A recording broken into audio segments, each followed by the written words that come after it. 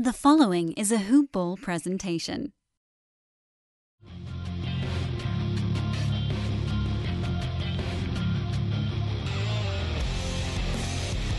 Welcome to the Fantasy NBA Today podcast.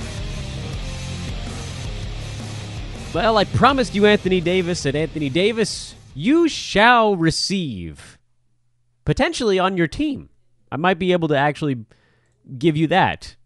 Yeah, I probably can't give you that. I don't know Rich Paul, I don't know Clutch Sports, and I don't know the Brow. But yesterday, Anthony Davis issued a trade demand, and you guys probably all tuned into the podcast thinking, oh boy, Dan's going to talk about Anthony Davis. And then you realized, oh no, Dan recorded this podcast before the news broke.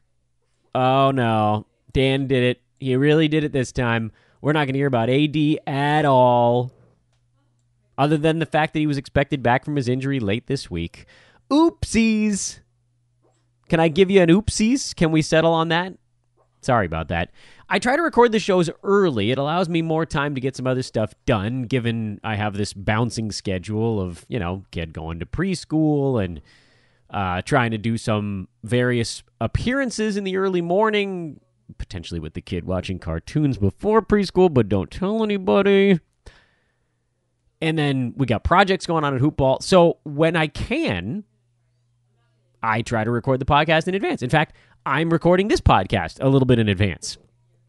So if something breaks in the early morning, there's a possibility that I will have already recorded the show. But I can't imagine something's going to break that's crazier than Anthony Davis saying he will not sign the extension with the New Orleans Pelicans. He will not be signing the Supermax this offseason, and he intends to play elsewhere.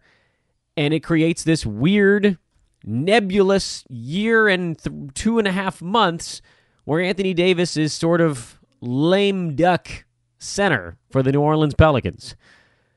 Digging a little bit deeper and just sort of breaking down the entirety of this thing is going to be the first part of our podcast. You're listening to Fantasy NBA Today, a Hoop Ball presentation brought to you as always by our good friends at Hawaiian Isles Kona Coffee Company, the presenting sponsor of all shows here at hoop-ball.com, including, but not limited to, this show, the Box Score Breakdown, the Lakers Show, the Kings Show, the Nets Show, all of our premium shows, the Friday Show live on YouTube, and the Trade Deadline live show. Thursday morning, 9 to 1 Pacific time, we will have 4 uninterrupted hours of Trade Deadline live coverage. Those of you that have tuned in the past, you know it was a crazy fun time where literally the moment news breaks, we nail you with it. The second that Woj bomb goes out on Twitter, we nail you with it. There's no delay. You do not have to worry about commercials on our network. You do not have to worry about somebody finishing a thought. I will interrupt anyone, including Aaron Bruski, including our founder here, the man who signs the paychecks at Hoop Ball. I will tell him to shush, and I will break the news. I don't care who they are. Love you, Brew. So that's next Thursday. That's February 7th. Again, that'll be 9 a.m. to 1 p.m. Pacific time. It'll be on YouTube. We'll post the links repeatedly on Twitter throughout the day. We'll probably send out an email to everybody that has ever done anything at Hoop Ball, and it's going to be amazing. All of that brought to you by Hawaiian Isles. Kona Coffee Company, HawaiianIsles.com is the website. Search for Hawaiian Isles on Amazon.com if you want to get it the easy way there, or you can follow them on Twitter at HI Kona Coffee. And they also provide the number 2 prize in our DFS contest, which is officially open as of Monday afternoon for a Wednesday contest. And it's 125 seats in this one. So it's up from 100 to 125, which means we left it at top 20 payout. When it gets up to 150, we'll bang it up to 100 to 30 payouts. And because there are 25 additional people, that means there's $75 additional dollars in the pool, and $75 additional dollars split between 20 winners.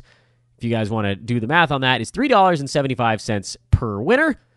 So the top 20 now win $18.75 instead of $15. It doesn't sound like that big of a deal, but it does pay for an additional entry into a contest. And, screw it. It's an extra $3.75. What are you going to do? Turn it down? That's a 6-inch sub, baby. Get it done. Anyway, that's a DFS contest. That's tomorrow. It's the Wednesday card. The great Micah Patria will be joining us here on the podcast to break all that stuff down. But we can talk more about that in the middle of the show. We have a Tuesday card to recap results on that. We've got some very small betting things to go over, minimal on the betting front, but that's part of the mix as well. Revenge games, what have you, the usual fare. And to get you set up for the... I lost track of the days. I'm sorry. I thought today was Wednesday. Tomorrow's Wednesday. Today is Tuesday. So we're going to recap the Monday card and get you set up for Tuesday. I've lost my freaking mind here, guys. 7 games on the Tuesday slate, including a couple of interesting ones, especially from a fantasy standpoint. So fun times are these. But the first thing I want to do is dig into the Anthony Davis stuff a little bit. And we're going to do the whole tinfoil hat theory stuff. We're going to try to break it all down. Whatever angle you're coming at, we're going to try to cover that as well. I'm at Dan Besbris on Twitter, by the way, if you'd like to give me a follow. I'd love it if you would. And, of course, if you have a moment to please rate and review the podcast. That will be swell. Okay, so Anthony Davis makes his trade demand on January 28th, 2019, 10 days before the trade deadline. The first thing that everybody needs to know is that you know damn well that AD's making this demand because he wants to go to a place where he can win immediately. And I know the first thought you're saying is, aren't the Pelicans, decent? Didn't they make it to the second round of the playoffs last year and get eliminated by the Warriors? And you'd be correct. They looked really good against the Portland Trailblazers, which, by the way, fairly surprising how handily they dispatched them. That was a lot of Anthony Davis and a lot of Drew Holiday, and then some Niko Mirotic splashed in. But he's been hurt for long stretches this year. Julius Randle putting up some really nice popcorn numbers, but plays zero defense. They just don't look committed on a night-to-night basis. They're bad on the road. They've lost 3 in a row without Anthony Davis. They're 6 games out of a playoff spot. It's all gone to hell.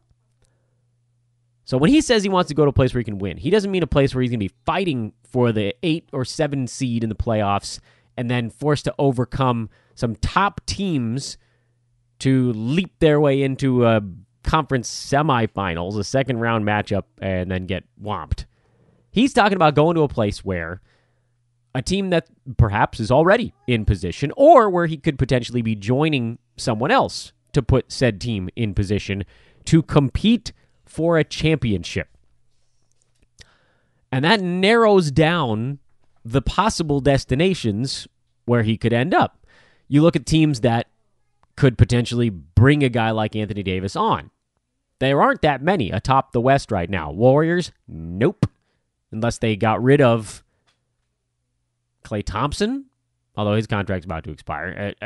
Contract matching alone, I suppose it's a possibility, but they'd have to break up their core. So I guess that's a chance.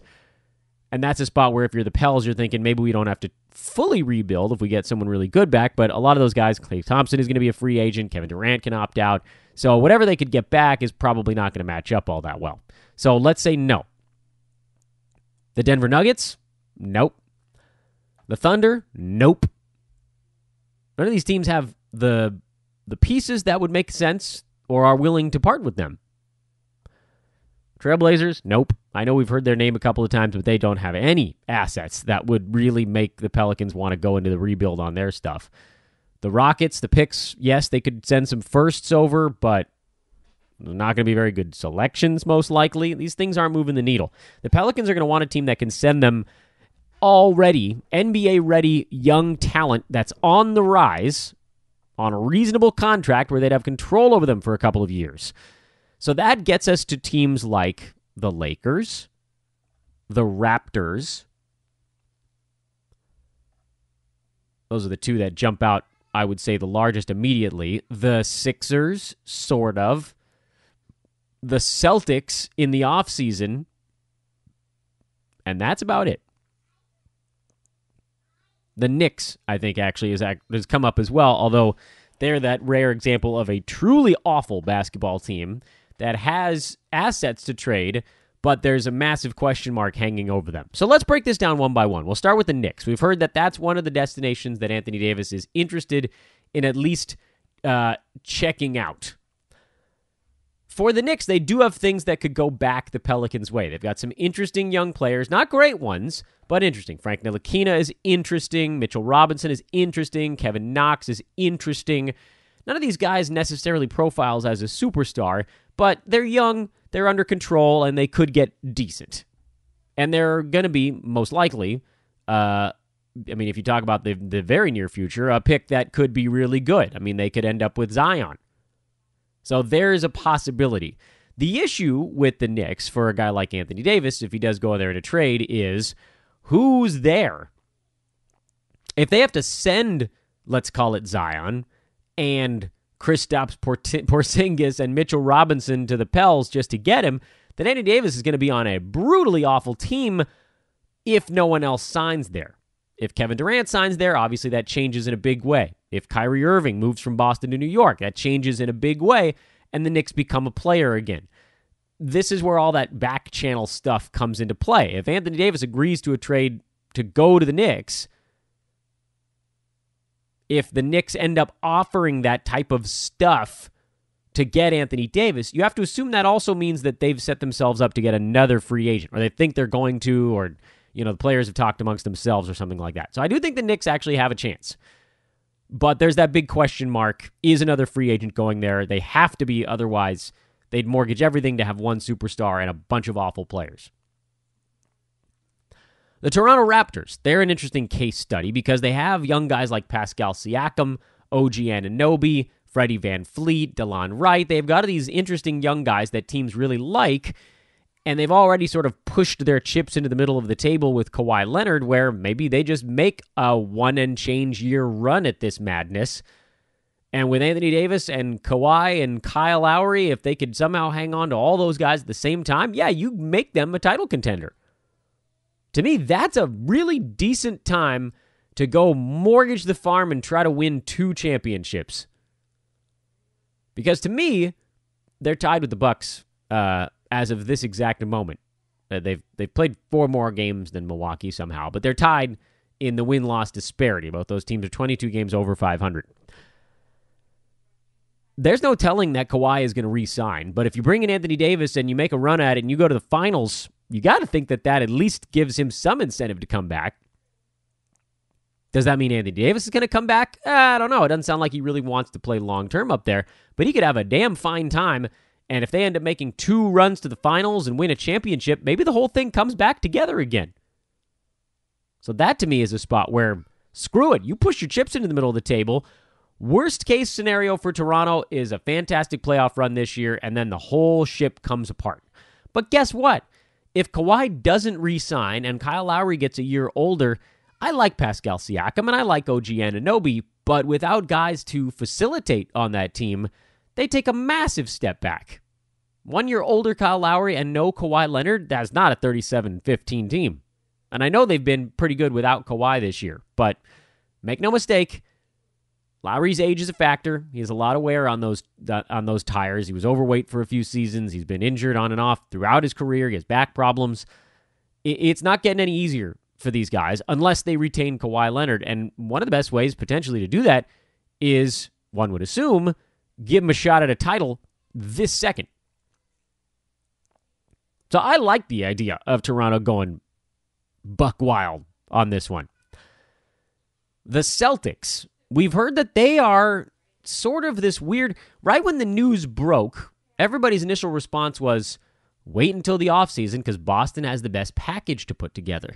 But I don't think, and Anthony Davis has made it quite clear, he's not going to Boston if Kyrie Irving's not there.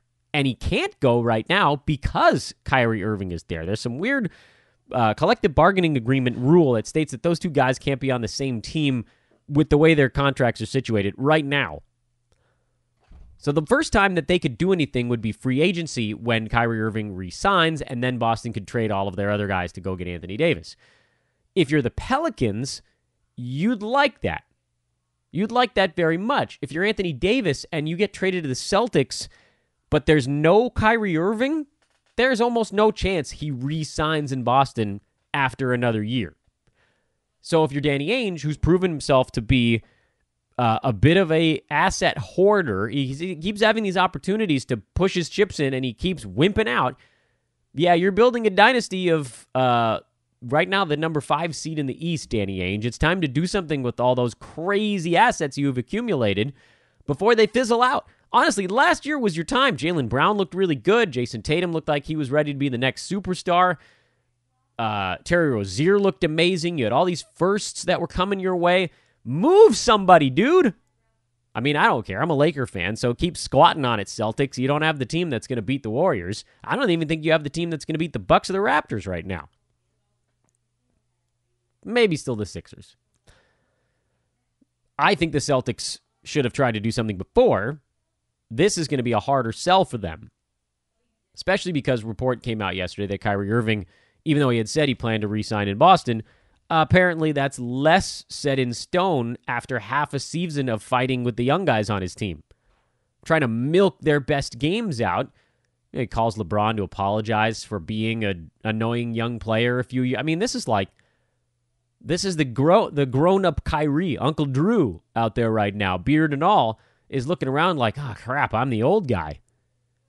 These young kids, they're out there trying to get theirs, and I'm trying to win a championship. So does he want to stay? The magic of Danny Ainge and Brad Stevens.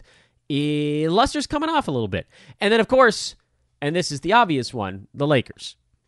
There's the Clutch Sports connection. Anthony Davis's agent, Rich Paul's, the same as that of LeBron James and Kentavious Caldwell-Pope, who the Lakers have been stroking for the better part of a season and a half.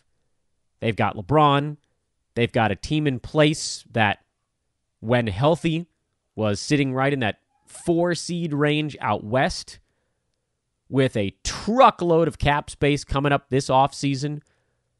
Now, that obviously changes if they trade for Anthony Davis because his contract stays on the books. What I don't know, and I have to admit, this is where my understanding of the cap is a little bit limited, and one of you guys, feel free to tweet at me about this. I wouldn't be offended at all. If the Lakers trade some of their young guys and some expiring dudes for Anthony Davis right now, it's going to shift what their cap looks like for next year. So guys like Lonzo Ball, Brandon Ingram, Kyle Kuzma, these guys are all making whatever it is, a handful of $1 million. I think they're all clustered between 3 and 8 or something like that. Let me double check on this. Lonzo Ball, 7.5, Ingram, 5.7, Kuzma, 1.7, so he's super cheap. Josh Hart, same deal. Ivica Zubac's 1.5. So, Zoe and Ingram are the two guys that, at least that are on the books for coming years, that are making a decent amount of money. And then you've got these a boatload of one-year deals. Kentavious Caldwell-Pope, $12 million coming off. Rondo, $9 million coming off. McGee, $2 and change coming off. Beasley, $3.5 million. Stevenson, $4.5 million. All of that is coming off the books this offseason. Luol Deng's getting stretched. And then the Lakers cap room spikes to $37 million, which is what they were going to spend to try to go get Kevin Durant or whoever, one of these guys. So let's say, and Anthony Davis I think is making about $25 million right now. Let's say that Lonzo and Ingram had to be included in that deal. That's $15 to $16 million right there. Looks like about 16. So they need to piece together another 9. So really all that would take would be Rajon Rondo right now. And presumably some draft picks would get thrown in as well. But that means that Rondo's 9 doesn't come off the books at the end of the year because now it's rolled up in the Anthony Davis thing. And so the Lakers cap space comes down from 36 and change or 37 to 28-ish. So they still have a ton of cap room, but they couldn't go out and offer max deals to guys like Kemba Walker because at this point then, with no Lonzo anymore and no Rondo, they wouldn't have a point guard, a true one at least. Or Chris Middleton, or Klay Thompson, or Kevin Durant, or whoever they're trying to shoot for here. Not sure that they could totally match what other teams can offer. Still, for $28 million, you should be able to get a couple of decent players, or maybe even one really good one who wants to play with AD and LeBron. And the following year, they could re-sign AD, most likely, I think, because of bird right stuff. I'm pretty sure I've got that right, but the other stuff, I'm a little bit murky on. So here's the part that seems to be throwing a wrench into things for people. Number one, the belief that the Lakers, or that Clutch Sports, I should say, and it might be the Lakers, they're being investigated for tampering right now, or the whole thing is, because the Pelicans are pissed like this wasn't going to happen. Nothing's going to come of it. I can almost guarantee that. People believe that, and probably rightfully so, that this report was put out 10 days before the trade deadline to try to give teams like the Lakers, the Knicks, and or the Raptors, but mostly the Lakers and the Knicks, the opportunity to get a little bit of a head start on Boston. Because those two teams now, which Chris Haynes, as I was saying, and then Chris Broussard, who seemingly took the notion from Haynes, were saying that Knicks and Lakers were two of the preferred destinations. So for Anthony Davis, he's like, look, let's give these two teams a chance because Boston maybe has the best thing they can offer, and I don't really want to go there. But, I mean, I will. I'm a professional. I'll go there and I'll play whatever it needs to be if that's what ends up happening. But I don't know that there's an impetus really for the Pelicans to make a move before the deadline because they'd rather, even if they don't end up sending him to Boston, getting an offer sheet from the Celtics of some package of players and picks is enough for them to send it back to places like presumably the Knicks and Lakers. I mean, at the end of the year, you probably won't have a team like the Raptors in the mix anymore, but you'd still definitely have the Knicks and Lakers. So it's an opportunity now to kind of send that back to those teams and say, here's what Boston's got. You better step your game up, and then we'll send him to one of your spots because that's where he wants to go, but you're going to have to beat this. And so then the Lakers might have to go back and add in a Kyle Kuzma or more picks or whatever it happens to be, although at that point, there would have to be, I think, a sign and trade involved to match salaries. Why would they do it beforehand? I don't think they would. If they do, I'll be surprised and intrigued by it, but it seems like it would benefit the Pelicans to wait until the offseason. So we got all this news coming down, but it's probably too soon. So from a fantasy standpoint, I don't think you have a whole lot to worry about. That was all a big circle to get to that one point. If you have Anthony Davis on your team, don't worry. And if you have other Pelicans on your team, don't get too excited because I don't think he's going anywhere. I mean, Drew Holiday is going to be good anyway as well. And if they move AD, they're probably going to try to move Drew too. And you can reassess at that point. But he's the number one guy in fantasy. He's likely back by the end of the week or early next week, most likely at the latest. So just sit back, relax, and enjoy it. It's going to be okay. He's amazing. I mentioned earlier on in the podcast that we'd talk at least briefly about some of the other stuff we got going on over here at Hoopball. I believe the in-season premium membership is on discount again, which is sweet. I was trying to keep an eye on stuff. You remember earlier in this month, beginning of January, I was talking to you guys about how the price had been dropped to $14.99, and then there was a $5 1 week off coupon. Well, I believe the February price kicks off today, a couple days early, where it's actually $12.99 with a $5 off specialty bonus until this is the part I don't know for certain. This is why we got to get our marketing straightened out over here. I think it's good until February 7th, so that's $7.99. And you guys know the drill.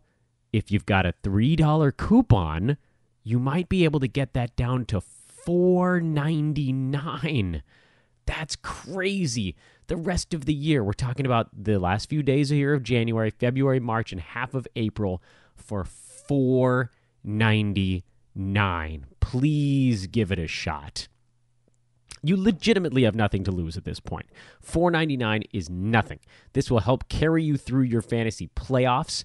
In Roto, if you're looking for things like advice on how to deal with your team, you can get, as we've said a million times in this podcast, you can get one-on-one help from Hoopball pros that are just outstanding at what they do and are even more outstanding when it's being laser-focused into your team with your settings and your weird opponents and your waiver wire. $4.99. Go to hoop-ball.com, hover over the premium tab, choose Go Premium, and choose the option for in-season premium membership. Again, $7.99 right now with a coupon. You can knock it down to $4.99. Get it, try it, 2.5 months. If you love it, hopefully you'll come back and join us for the full year next season. If you need a coupon code or if you have any information or you need any help trying to find it and get it, hit me up on Twitter at Dan Besbris. We'd love to have you aboard. We'd love to continue to grow the in-season populace here at Hoop Ball, and that could be you. Of course, this podcast will always be free, so you needn't worry about that. But we do got to put some coal in the engine every once in a while. We got to get the fire going. Throw a couple of rocks on that bad boy. Also, I mentioned the DFS contest. That link is going to be going out on Twitter constantly over the next day and a half. But if you'd like to get on our email list, we send that out every time we open a contest room. You can holler at me on Twitter, or you can post in the Hoop Ball forums, and we'll get you on the email list there. The recap. Monday was fairly uneventful. The Knicks were in Charlotte and tanked their way out of that ball game. This is, by the way, what my good buddy Gil Alexander, he's at Beating the Book, if you want to follow him on Twitter. I got to get Gil on this podcast. I don't know why I haven't done the opposite invite. We'll just do a betting show. It'll be awesome. What he proposes is that as teams go into tank mode, they might still cover sometimes, but they almost never win straight up. And the Knicks are in hard tank mode. So they were competitive in this game. They actually led Charlotte by 8 midway through the third quarter and then just pissed it away. Just no desire to close this thing out. They sort of mismanaged lineups. Lance Thomas got some extra time and gave it away. But I don't care about that. Mitchell Robinson only played 13 minutes. That I don't fully understand. Maybe he was too good, so they had to yank him. He had 3 blocks and a steal in his 13 minutes on the floor. He's going to be amazing the rest of the way. From a defensive standpoint, he's just going to be the greatest. Noah Vonleh, I don't know what his deal is. He's fantastic as a center right now. His stats are going to be great because his rebounding is going to be awesome. He's getting blocks as a center. Generally, the field goal percent is a little bit better because he's closer to the rim, not so much in this ball game, but you get the idea on that front. And then Kevin Knox was a little bit better in this ball game again, so Mario Hezonja went back to being useless. It is a spot he's quite familiar with. I love Mitchell Robinson so much, and I love Luke Cornett as a potential pickup. That would push Vonleh back to the power forward spot, but that'll also be right around the trade deadline. So we'll see who gets moved, if anybody, and if Lance Thomas really needs to be playing 22 minutes at that point, Vonleh would slide down and play, 25 minutes at the 4 and maybe 5 to 10 minutes at the center, and then the other 40 minutes at center gets split between Cornett and Robinson. You could end up with both of those guys with fantasy value. Charlotte's side is not interesting.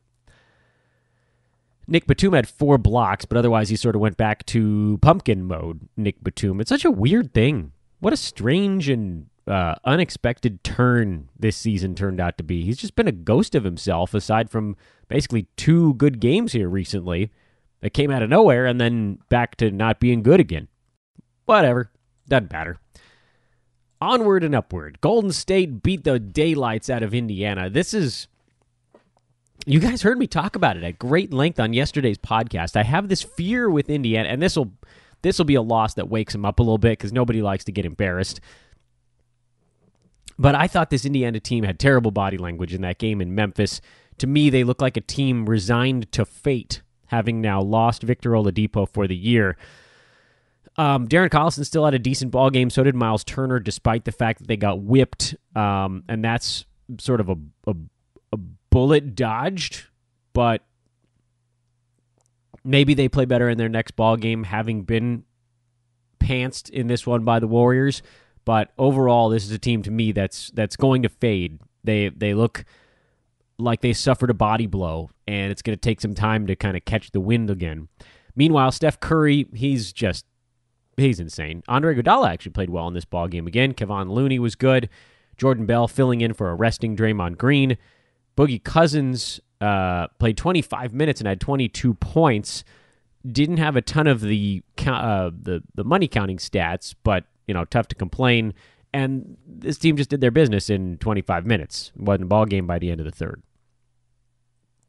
Brooklyn lost in Boston. D'Angelo Russell did not get to play in the fourth quarter for whatever reason.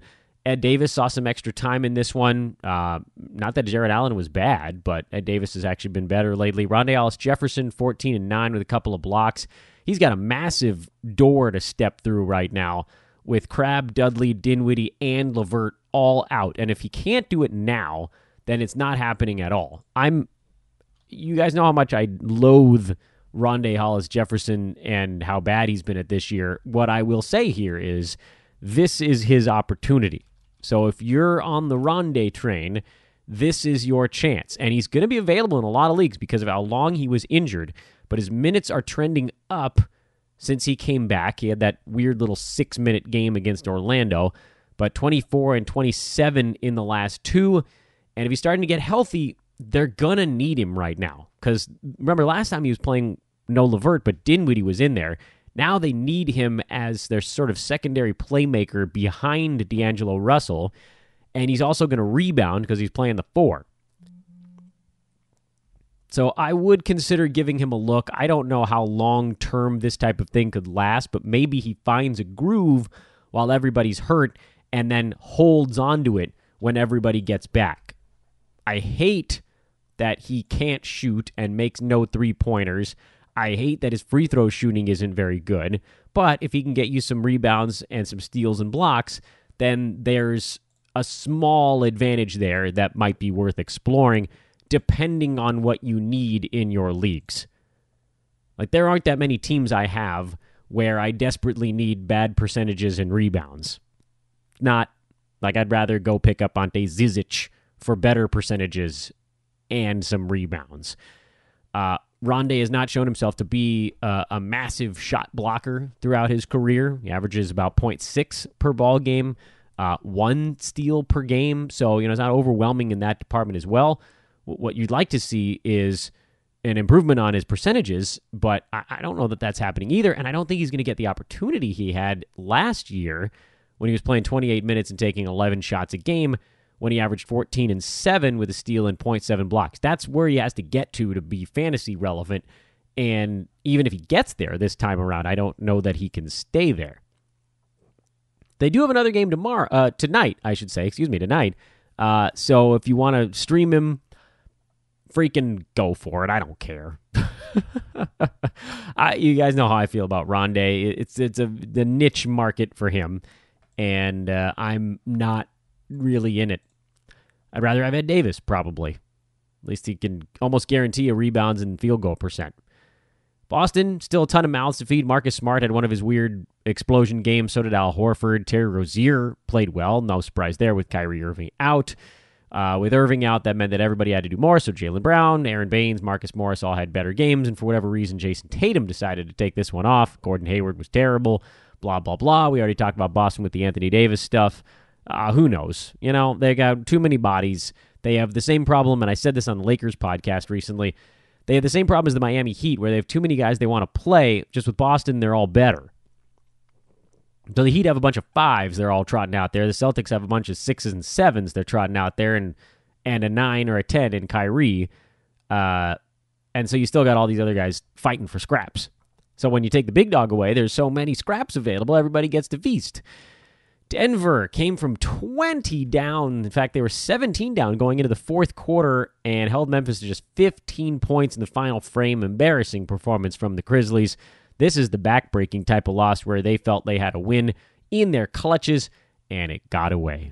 However, from an actual personnel standpoint, we had some good news on the Grizzlies side with Slow-Mo coming back, and he looked okay in his return. 9.6 board, 3 assists, a steal, and a block.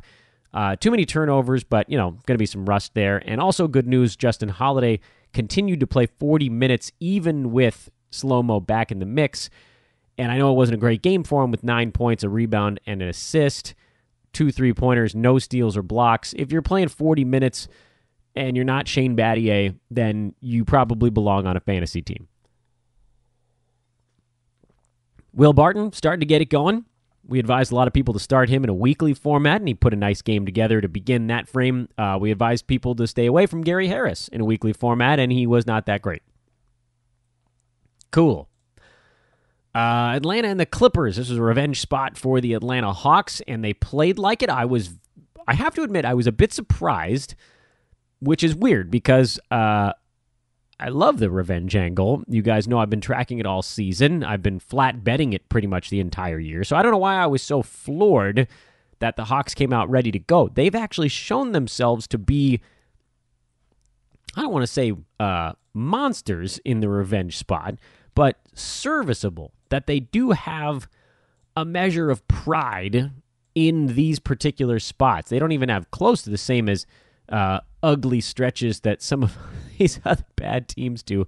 I mean, and there's been no real rhyme or reason to it. The Hawks actually did have a stretch where they went 5-0 in revenge spots, and then otherwise they basically alternated. I think they went something like loss, win, loss, win, loss, win.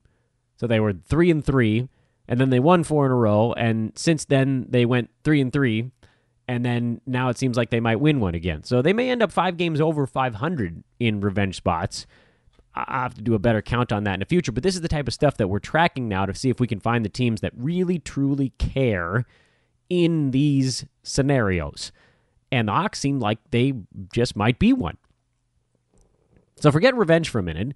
From a fantasy perspective, it was usual suspects, really, on both sides, with a little bit of an appearance by Alex Len and a not-so-great game from Torian Waller-Prince, who was just starting to rev himself up and then let us down. But Patrick Beverley, again, looked solid, playing huge minutes for the Clippers. Lou Williams was a little bit out of sorts. They obviously still made a bunch of free throws. I was watching Clippers bloggers on Twitter talking about how they thought Lou Williams was looking slow. They were worried maybe he wasn't fully healthy. Gallo is still out for another couple of ball games. This is the beauty of Patrick Beverley. He took, I think he took like 4 shots through the first 3 quarters of this game. Might have been 5. So if you're thinking, okay, Gallo's going to come back, he's going to take all that opportunity away, I think we're starting to see Patrick Beverley with some health. I don't know this. I have no definitive proof that this is a thing right now, but he looks better to me on the court. Just watching him move, he's quicker. He looks more engaged with what's going on out on the court. I don't, maybe it was just took time for him to get reacclimated to things, and it's starting to come around. Maybe the conditioning finally coming around because Gallo's been out, but the rebounds, the assists, the steals and blocks in particular, it's wonderful to see the defensive stats coming around. So I'm hanging on to him to just see how this transition goes, because he may have unlocked something with Gallo on the shelf. I have, again, no definitive proof of this, but I've liked what I've seen. Revenge games on the docket as we take a look now towards the Tuesday evening card. Just Detroit and Chicago. Detroit is actually 0-3 against Milwaukee. This is a division opponent. They've lost all 3 times. I expect a decent performance out of the Pistons. They're not tanking. They're just not very good. And then Cleveland is 0-2 against the Wizards this year. No, excuse me. Screwed that one up. Scratch it. They've actually beaten them. Chicago is 0-2 against the Brooklyn Nets this year. This one makes me very nervous. Chicago is hitting the turn of tank.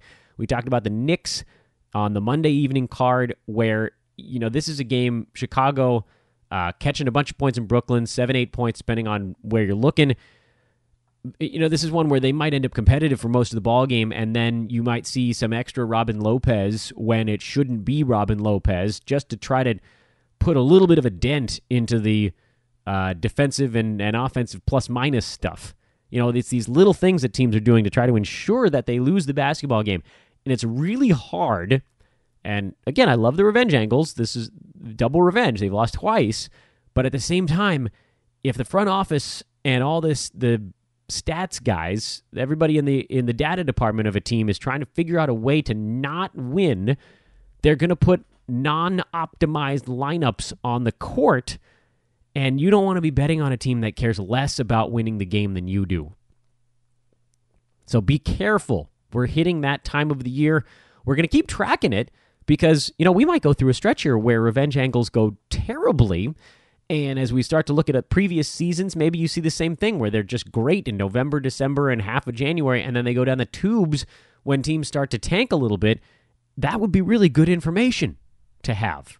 Maybe it stays fine. I don't know. Maybe they continue to be relevant as we we're kind of seeing the light at the end of the dog days tunnel here, the trade deadline, and then the All-Star break a week and a half after that.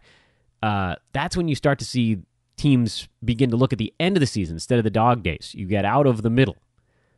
Once you're out of the middle, all of these weird little motivational things that we're looking for become a little bit less relevant as well. So anyway, we'll keep an eye on that. Oklahoma City and Orlando, they're starting a week spread home and home where they'll play again in Oklahoma City on the 4th, I believe, of February. So we'll count that one. It's right on the cusp. From a fantasy standpoint, Milwaukee-Detroit is completely devoid of interesting lines. Washington-Cleveland does have some stuff going on. We want to see, does Larry Nance start to take his job back from Ante Zizic? He got the minute distribution in the last ballgame. Remember, Zizic had 35, and Nance only played a handful of minutes in that ballgame. Will that continue for a Cavs team that you have to assume is tanking? The Wizards, we knows Jan Mahimi in the last one. I think he was out with an illness or might have had a little bit of a tweak, and that meant Jeff Green got extra minutes, and so did Thomas Bryant, and we like that. Oklahoma City, Orlando, we're watching Jonathan Isaac, who's actually been good in 3 out of his last 4 ball games. I think we're at that point now where you can probably roll him out there and hope for something at least mildly productive. Chicago, Brooklyn, we'll watch Rondae Hollis-Jefferson. I can't believe I'm putting him on the list, but again, you know, at a certain point, you're just being an idiot and stubborn if you don't react to the fact that now with Dinwiddie out, the path is completely open for Hollis-Jefferson.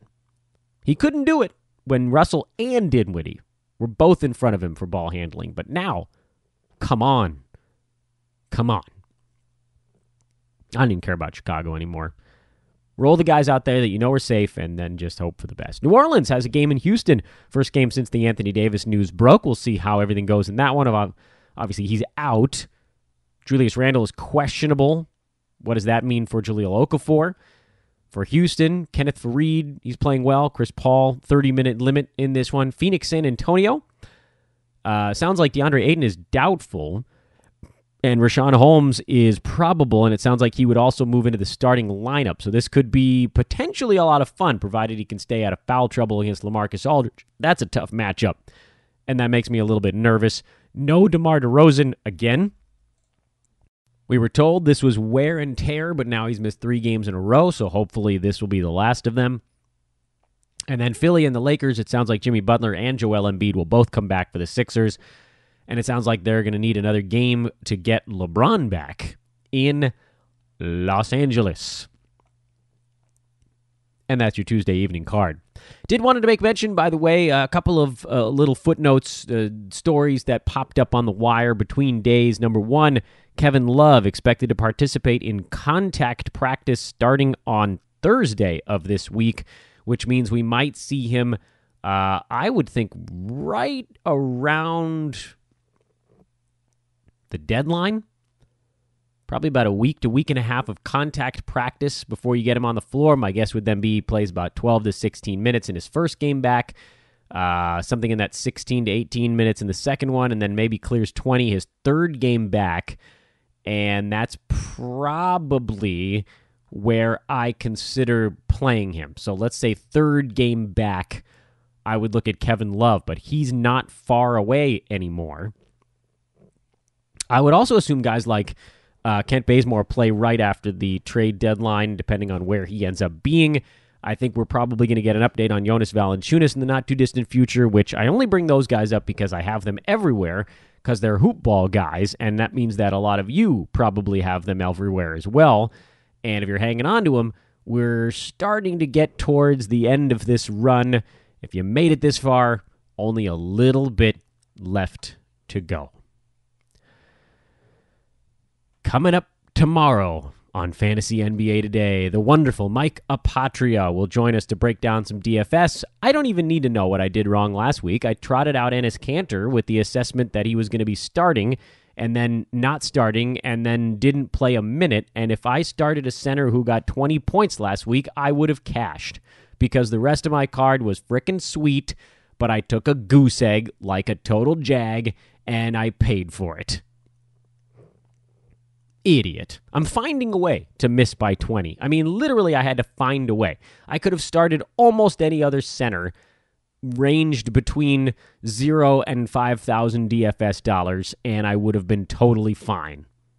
I mean, I'm not even going to look at it right now, but I'm sure I could find 4 or 5 guys that I could have just plopped in there, and it would have been totally cool. I think I could have used Mitchell Robinson and made it. Idiot.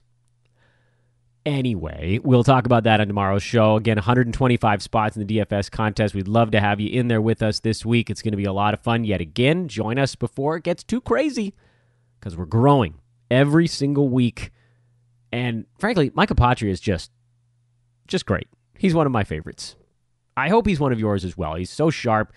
He's building a nice Twitter following as well, and we'll ask him about all that good stuff tomorrow. At Micah Patria, by the way. Thursday, Dan Solo. You know how that goes. We'll spend a bunch of time breaking down the Wednesday card, get you situated for the upcoming live show on Friday with Brew. We'll have that one in the late morning Pacific time, probably around 10 a.m. We'll have the live show on YouTube on Friday, and then we'll roll on into the weekend. So that's that. Tuesday in the books. Well, the show, Tuesday the games, have yet to begin. Enjoy them. Again, be very careful as we get into some of these revenge games with teams that no longer care. We will continue to track them, and we will continue to let you know what we find. I am Dan Besbris. This is Fantasy NBA Today, a hoop ball, and Hawaiian Isles, Kona Coffee Company, presentation, and a member of the Dash Radio, Nothing But Net network of stations. Thanks for listening, everybody. We'll talk to you tomorrow.